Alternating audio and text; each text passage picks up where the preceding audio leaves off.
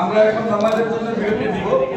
নামাজের বিরতির পরে এসে আমরা একসাথে খাওয়া দাওয়া করে আবার আমাদের সংলাপ চলবে। আজকে আমরা প্রত্যেকের আলোচনা শুনতে চাই, সেই জন্য দিনব্যাপী কর্মসূচি থাকবে। পাশাপাশি কন্টিনিউ চা নাস্তার ব্যবস্থা যারা দায়িত্ব দেওয়া যায় তারা সেই ব্যবস্থাগুলো রাখবেন এবং দুপুরে আমরা লাঞ্চ করবো একসাথে জুম্মার নামাজের পর। সবাইকে আবার আমন্ত্রণ জানাচ্ছি জুম্মার নামাজের পরে।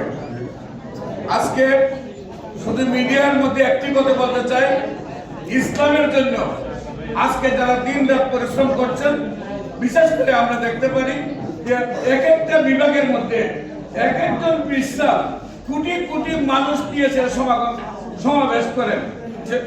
এই সমাবেশগুলি করে আজ পর্যন্ত কেউ কোনো একজন হিসাবে একটা মেম্বারও প্রতিষ্ঠা করতে পারে।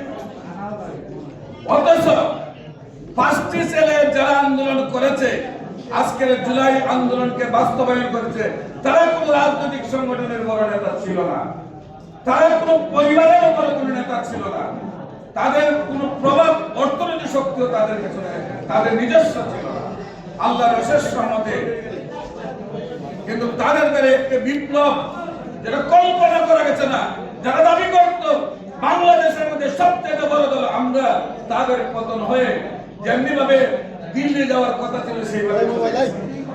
আজকে আমি বলবো ইসলামের খেদমত করতে গেলে আজকে যেভাবে পিসাবরা এক পিসাব আর পিসাবের সাথে চেহারা বসেন না, সেই জিনিসটাকে যদি দূর করে ফুলতলি, সোনাকান্দা, সরসিনা, আটকাশি, মাইজবান্ডারি, শ্রীকুণ্ড দরবারে যারা কোটি কোটি মানুষের সমাগম করেন, তারা একসাথে এসে প্রেস ক্লাবের মধ্যে ঘোষণা দেয় যে আমরা ইসলামী রাষ্ট্র কায়েম করতে চাই, তবে ইসলামী রাষ্ট্র কায়েম হবে বলে আমি আশা করি।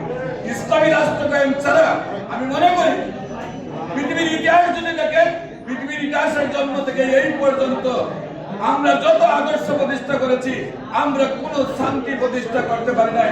শান্তি প্রতিষ্ঠার একমাত্র ধারক এবং বাহক আমার নবী মুহাম্মদ মুস্তাফা সাল্লাল্লাহু আলাইহি ওয়াসাল্লাম। তাই আমরা বলবো, আমরা পৃথিবীতে শান্তিতে থাকতে চাই, আমরা আর কিছুই চাই না। আমরা একটা সুন্দর পরিবেশ চাই, যেখানে মা-বোনদের ইজ্জত থাকবে, যেখানে ভাইয়ে ভাইয়ে ভ্রাতৃত্ব বন্ধন থাকবে, রাষ্ট্রের মধ্যে শান্তি প্রতিষ্ঠা থাকবে।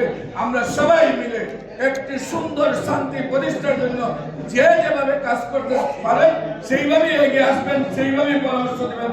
সবাইকে ধন্যবাদ।